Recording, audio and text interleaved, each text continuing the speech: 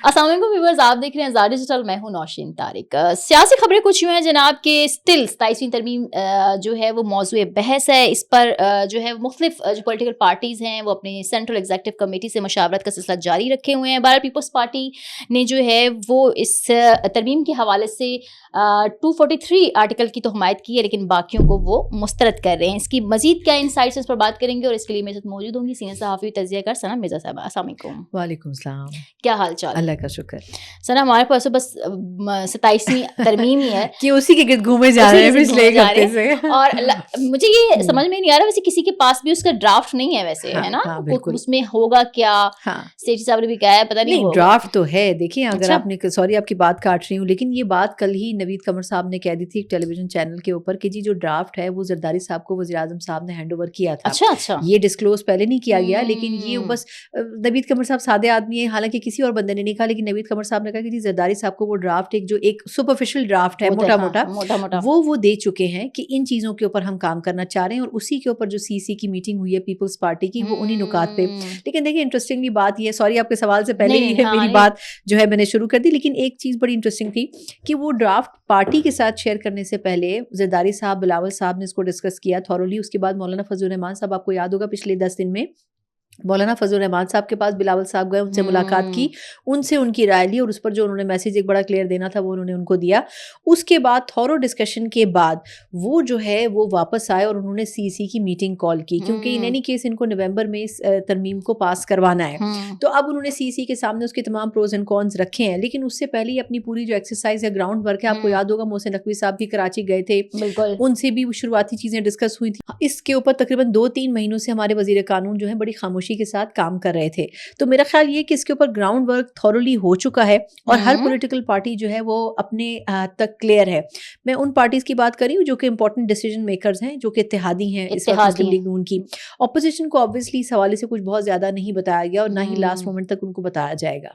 بالکل، اور لگتا یہ ہے کہ اپوزیشن تو اس کو مخالفت ہی کرے گی۔ اچھا، 27ویں ترمیم سے بہت پہلے ہی آج تحریک انصاف کے رہن مونچ میں بیرسٹر گوہر اسد کیسر صاحب شامل تھے۔ انہوں نے قومی اسمبلی کے اسپیکر سے ملاقات کیا، صادق صاحب سے، اور کہا ہے کہ جی محمود خان اچکزئی کو جو ہے وہ جلد از جلد ان کا نوٹیفیکیشن جاری کیا جائے ایز اے اپوزیشن لیڈر، کیونکہ 90 ووٹس ہیں، میجورٹی کے ساتھ اپوزیشن لیڈر منتخب ہوئے ہیں۔ تو انہوں نے کہا، انہوں نے ان کو یقین دلایا کہ آئین قانون کے مطابق اب 27ویں ترمیم سے پہلے اپوزیشن لیڈر کا موجود ہونا کتنا امپورٹنٹ ہے۔ دیکھیں ہم نے کل بھی یہ بات ڈسکس کی تھی کہ یہ بڑا ہی ایک کیا کہنا چاہیے کہ بیڈ جسچر ہوگا گورنمنٹ کی طرف سے کہ نہ ہی اپوزیشن میں اپوزیشن لیڈر ہے، نہ ہی سینٹ میں اپوزیشن کی نشست کے اوپر کوئی حزب اختلاف موجود ہے، اور ایسی سچویشن میں آپ امینڈمنٹ پاس کریں۔ آپ کو ضرورت نہیں ہے اسمبلی میں، آپ کے پاس جو 2/3 اکثریت ہے، آپ کے پاس ریکوائرڈ نمبر سے زیادہ نمبر موجود ہے۔ 237 کے قریب کہا جا رہا ہے کہ نمبرز ان کے پاس موجود ہیں آلریڈی ترمیم کو پاس کروانے کے لیے۔ تو اگر آپ اپوزیشن لیڈر کو بٹھا دیں یا نامینیٹ کر دیں یا اس کو فائنلائز کر لیں اور اس کو نوٹیفیکیشن جاری کر دیں، تو یہ ایک کم از کم گورنمنٹ کا ایک اچھا جیسچر ہوگا جو کہ ہونا چاہیے۔ لیکن مجھے نہیں پتا کہ اس میں گورنمنٹ کیوں ایاز صادق صاحب کو ہولڈ کروائے ہوئے ہے کہ یہ فیصلہ نہیں ہونے دے رہی، اور موسٹ پروبیبلی ایسا ہی ہوگا کہ اپوزیشن لیڈر موجود نہیں ہوگا اور 27ویں ترمیم پاس ہو جائے گی، جو حالات نظر آ رہے ہیں۔ لیکن میرا خیال ہے کہ ایسا نہیں ہونا چاہیے۔ کم از کم گورنمنٹ کے پاس اگر اسٹرینتھ پوری ہے تو ان کو اپوزیشن لیڈر کو بیٹھنے دینا چاہیے۔ اور محمود اچکزئی صاحب تو میرا خیال یہ کہ ان کے بڑے اچھے ریلیشن رہے نواز شریف صاحب سے، اور یہ پی ڈی ایم کا حصہ بھی رہے ہیں، تو اگر ان کو یہ موقع دے بھی دیا جاتا ہے تو اس سے کوئی فرق نہیں پڑے گا، بجائے اس کے کہ آپ ایک احتجاجی ماحول بنائیں اور شور شرابہ ہو پارلیمنٹ میں۔ اس سے بہتر یہ ہے کہ آپ ان کو اپنا اپوزیشن لیڈر چننے دیں۔ ٹھیک ہے۔ اچھا، ایک بار پھر ثنا سہیل آفریدی صاحب جو ہیں وہ 5ویں بار کہہ رہے ہیں کہ میں گیا اور مجھے خان صاحب سے ملاقات نہیں کرنے دی جا رہی۔ تو بہت سے لوگ یہ کہتے ہیں کہ ان کا رائٹ ہے، ان کو ملنے دینا چاہیے، لیکن کیا وجہ ہے کہ وہ بیچارے 5ویں دفعہ جاتے ہیں اور پھر بڑی کوئی جو ہے نا بڑے بے آبرو کے طریقے سے نکلے؟ دیکھیں اصل میں ایکسرسائز تو وہ یہ کرتے رہیں گے، لیکن ہم نے پہلے بھی بات کی تھی کہ اگر وہ یہ بیانات نہ دیتے، اور جس تیزی کے ساتھ انہوں نے آتے کے ساتھ بیانات دیے کہ میں احتجاج کروں گا، میں جلسے کروں گا، ایک مزاحمتی سیاست کروں گا، تو میرا خیال یہ کہ یہ ان کے لیے جو ہے نا یہ اچھا کوئی شگون ثابت نہیں ہوا۔ ٹھیک ہے، اگر وہ کوشش یہ کرتے کہ وہ خاموشی کے ساتھ اپنے کچھ افیئرس کو سٹارٹ کرتے اور اس کے بعد وہ ایونچولی خان صاحب سے ملاقات، کیونکہ دیکھیں عدالت نے تو ان کو ملاقات کرنے کی اجازت دی ہے، لیکن اگر ان کی ملنے میں کوئی رکاوٹ ہے تو وہ انتظامیہ کی طرف سے ہے، اور وہ اس لیے ہی بنیادی طور پر رکاوٹ نظر آ رہی ہے کیونکہ ان کے بیانات کوئی حوصلہ افزا نہیں ہے۔ اب اگر ویسے تو دیکھا جائے تو اگر وہ ملاقات نہ بھی کریں کریں تو جو انسٹرکشنز خان صاحب نے آلریڈی دے دی ہیں اس کے بعد اب ان کو کچھ وقت کے لیے کام کر لینا چاہیے اور ان کو فوری طور پر اس کے لیے پش نہیں کرنا چاہیے. لیکن اب انفارچونیٹ ہے بڑا یہ کہ ایک طرف سے گورنمنٹ بھی ان کو ملنے نہیں دے رہی ہے اور دوسری طرف سے وہ بھی ہر دوسرے دن جو ہے وہ پہنچ جاتے ہیں جیل کے باہر کہ مجھے ملنا ہے. مطلب خان صاحب بڑا کلیئر کہہ چکے ہیں کہ جی آپ ایک مختصر کیبنٹ بنائیں اور آپ اپنا کام شروع کریں, گورننس پہ توجہ دیں. لیکن وہ کل کورٹس میں پہنچے ہوئے تھے, ان کے ساتھ جنید اکبر صاحب اور علی محمد خان صاحب موجود تھے. کل وہ کورٹس میں موجود تھے کہ آپ جی القادر ٹرسٹ کا جو ریویو کا پٹیشن ہے اس کو ایڈریس کریں اور مجھے ملنے نہیں دیا جا رہا. تو دیکھیں ایونچولی وہ بھی اپنا جو ٹائم ہے وہ ان تمام چیزوں میں ویسٹ کر رہے ہیں جو ان کو نہیں کرنا چاہیے. خان صاحب نے اگر ان کو فری ہینڈ دیا ہے کہ آپ کام شروع کریں تو میرا خیال یہ کہ ان کو کام شروع کرنا چاہیے اور with the passage of time جب وہ اچھا پرفارم کریں گے تو آبویسلی ایک پریشر وفاق کے اوپر بھی بلڈ اپ ہوگا کہ جی ایک سی ایم جو کہ آلریڈی ڈیلیور کر رہا ہے اس کو ملنے کی جو اجازت ہے وہ ہونی چاہیے.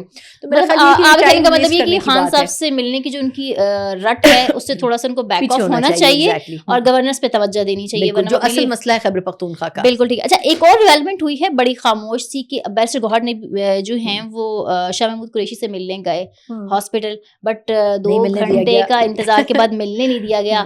آج وہ پریس صحافیوں سے گفتگو کرتے ہوئے یہ فرما رہے تھے, میں نے بھی سنا کہ اچھی خبریں آئیں گی ان سے ملاقات جب ہوگی تو یہ وہ اس کہانی کے پیچھے کیا ہے. دیکھیے اب اس میں بڑے مزیدار لطیفے ہیں لیکن میں زیادہ کوشش کروں گی کہ زیادہ نہ سناؤں. فواد چودھری صاحب یا عمران اسماعیل صاحب ملاقات کے لیے جاتے ہیں تو شاہ محمود قریشی صاحب کو ملنے دیا جاتا ہے اور اعجاز چودھری صاحب سے ملنے کے لیے جاتے ہیں تو ملنے دیا جاتا ہے. اب مسئلہ جو ہے وہ ملاقات میں نہیں ہے, مسئلہ جو ہے بیرسٹر گوہر صاحب میں ہے.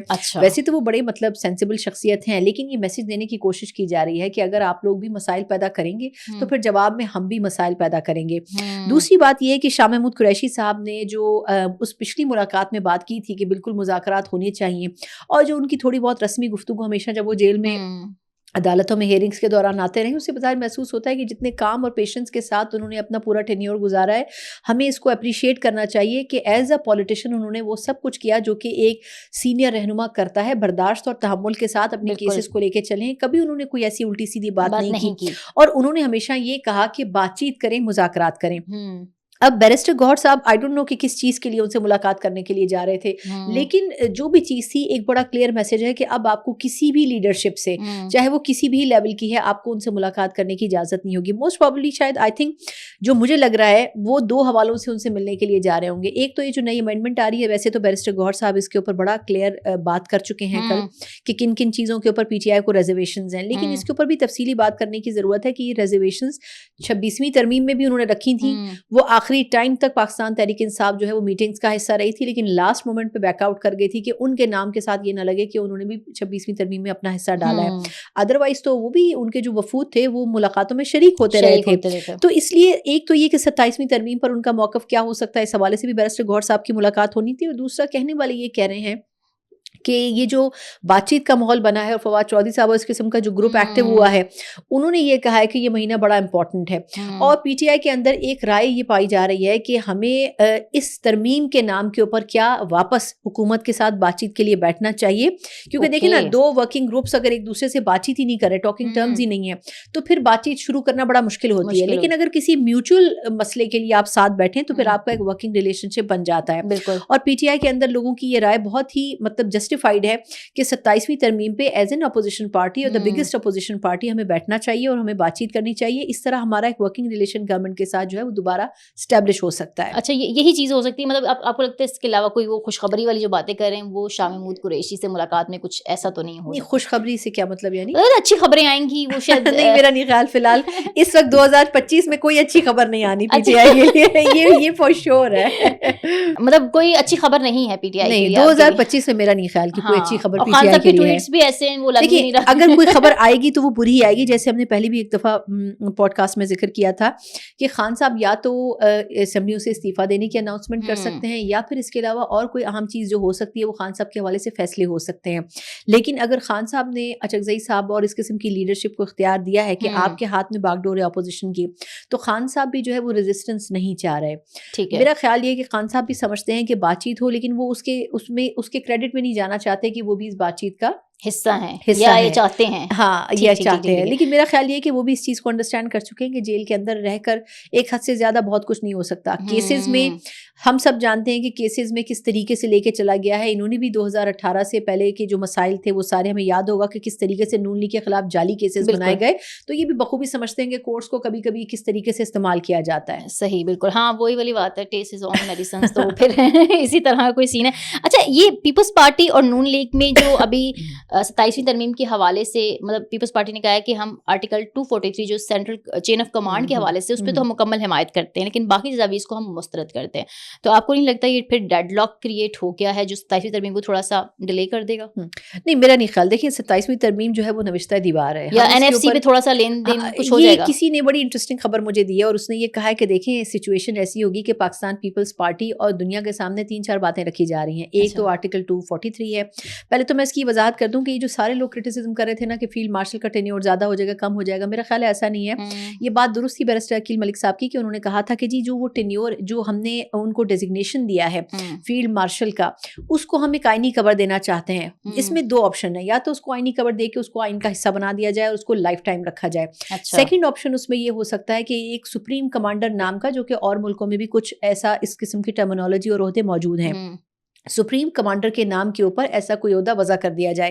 اچھا, اس کے اوپر ہم نے کافی ڈیبیٹ کی ہے. اس کا بنیادی مقصد صرف یہ نہیں ہے کہ آپ کو سہولیات ملیں. ہم سب پاکستانی جانتے ہیں کہ فورسز کو ایک جیسی سہولیات ملتی ہیں اور اکارڈنگ ٹو رینکس ملتی ہیں. ہمارے ہاں سب جو فوجی افسران ہیں, ہمارے یہاں سب بیوروکریسی میں جو لوگ ہیں, جو سیاست دان عہدوں پر موجود ہیں, سب کی جو مراعات ہیں وہ تقریباً ایک جیسی ہیں.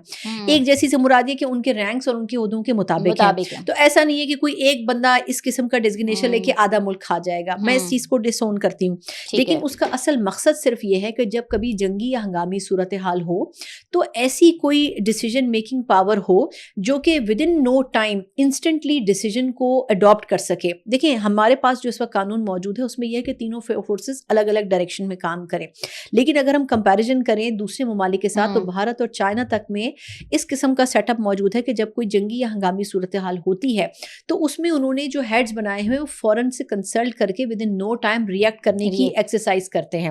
پاکستان نے اس مرتبہ جو بھارت کے ساتھ ایک فیز ہوا ہے اس میں اس کو ایکسپیرینس کیا اور پاکستان نے یہ کہا کہ اس کو ہمیں آئین کا حصہ بنانا چاہیے. اس وقت فیلڈ مارشل سپروائز کر رہے تھے تمام چیزوں کو اور ان کے نیچے تینوں فورسز کام کر رہی تھیں.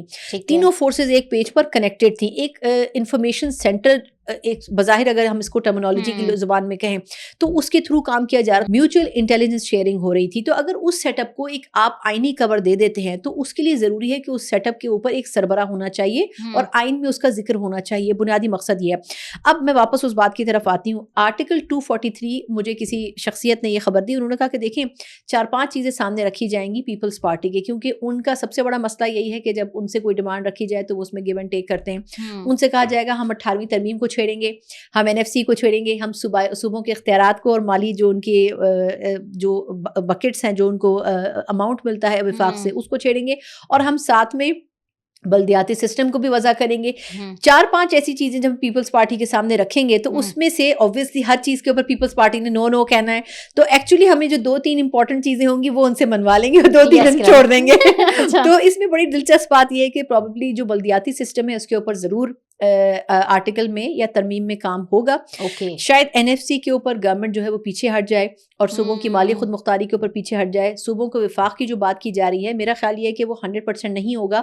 وفاق اور صوبوں کی انڈرسٹینڈنگ ہوگی کہ این ایف سی کا ایک لمیٹڈ حصہ وفاق کو جائے گا اور ایک لمیٹڈ حصہ جو ہے وہ صوبوں کے پاس رہے گا. اور اس کا بنیادی مقصد یہ ہے کہ آئی ایم ایف کی یہ ڈیمانڈ ہے کہ وفاق کی اپنی کوئی انکم نہیں ہے, وہ قرضوں کے اوپر اپنا جو سسٹم ہے وہ رن کر رہے ہیں. اسی کی کنٹینیویشن میں یہ ہو رہا ہے کہ بہت سے ایسے محکمے یا ادارے ہیں جن کو اب پرائیویٹائز کرنے گورنمنٹ جا رہی ہے, تو اس سے جو وفاق کی اپنی انکم ہے وہ بھی جنریٹ ہوگی اور کچھ اماؤنٹ ان کے پاس سینٹر سے بھی آ جائے گا.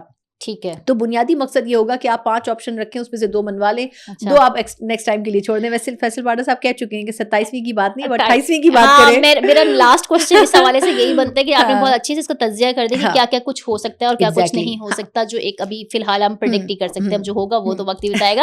اچھا, یہ بات کی جا رہی ہے کہ کچھ کچھ گولز رکھے گئے تھے پاکستان کے حوالے سے, اس میں قومی سلامتی بھی ایک ہمارا ایجنڈا تھا, اس میں سے جو اچیو ہو سکے 26 میں جو رہ گئے تو پھر 27ویں کی ضرورت پڑی. آپ کہہ رہے جو 27ویں میں بھی اچیو ہو جائیں گے تو پھر 28ویں بھی آئے گی. آپ کو لگتا ہے یہ سلسلہ جاری ہے ابھی؟ میں آپ کو بتاؤں, آئین جو ہوتا ہے نا یہ 1900 ہم نے 70s میں بنایا, ٹھیک ہے, اس سے پہلے تک ہم جس طریقے سے آئین کے بغیر یا جس قسم کے ایک ٹوٹے پھوٹے آئین کے ساتھ چلتے رہے, پاکستان بننے کے بعد بھی کئی سالوں تک پاکستان کے پاس ایک پراپر آئین موجود نہیں تھا. 1956 میں پہلا آئین غالباً بنایا گیا. کہنے کا مقصد یہ کہ آئین جس وقت بنایا گیا اس بات کو 75 سال گزر چکے ہیں جب پہلی دفعہ پاکستان کا آئین بنا. اب ہمیں وقت کے ساتھ تبدیلیاں کرنے کی ضرورت ہے. ایسا نہیں کہ جس ملک میں 100 سال پہلے کا آئین بنا آپ اسی آئین کو فالو کرتے ہیں, تو آپ اکارڈنگ ٹو سچویشن ان چیزوں میں امینڈمنٹ کرتے رہتے ہیں, اور یہ آپ کی اپنی یعنی کہ ملک کی اپنی سہولت کے لیے ہوتا ہے, ان کی اپنی جو ایک مسائل ہوتے ہیں ان کو کم کرنے کے لیے. تو اگر آئین میں مختلف امینڈمنٹس اکارڈنگ ٹو سینیریو ہو رہی ہیں تو وہ موقع محل کی مناسبت سے اور نزاکت سے ہو رہی ہیں. تو اگر یہ کہا جائے کہ ذاتی مفادات ہیں تو میرا خیال نہیں ہے کہ ذاتی مفادات ہی تمام چیزیں جو ہیں امپورٹنٹ سٹیکس ہیں. اب دیکھیں میں لاسٹ پوائنٹ کنکلوڈ کروں گی. 18ویں ترمیم جب ہوا اس وقت وفاق کے پاس محکموں کے پیسے ہوتے تھے, کام اس طرح نہیں ہوتا تھا. آپ نے صوبوں کو دے دیے, صوبوں نے کس حد تک ڈلیور کیا, اب اس کے اوپر بھی کوشچن ہونا چاہیے کہ انہوں نے صحت اور تعلیم میں اور بہبود آبادی میں کتنا کام کر لیا. تو اس لیے بہت سارے ایسے محکمے, ثقافتی ورثے کا محکمہ صوبوں کے پاس گیا, انہوں نے کیا کر لیا. تو اس لیے بہت سے محکمے ایسے ہیں جن کو ریویو کرنے کی ضرورت ہے. آپ نے HEC کو کنگال کر دیا, آپ نے بہت سارے ایسے مسائل مزید پیدا کر دیے جو وفاق کے پاس رہتے ہوئے بہتر تھے. تو آئی تھنک کچھ چیزوں کو جسٹیفائی ہونا چاہیے اور صوبوں کو بھی ایک نظر رکھنی پڑے گی کہ ہمیں جو چیز اسائن کی گئی ہے ہم اس میں کس حد تک ڈلیور کر رہے ہیں. تو آئی تھنک امینڈمنٹس ہونی چاہیے اور with the passage of time according to scenario ہونی چاہیے. Thank you very much. Thank you so much.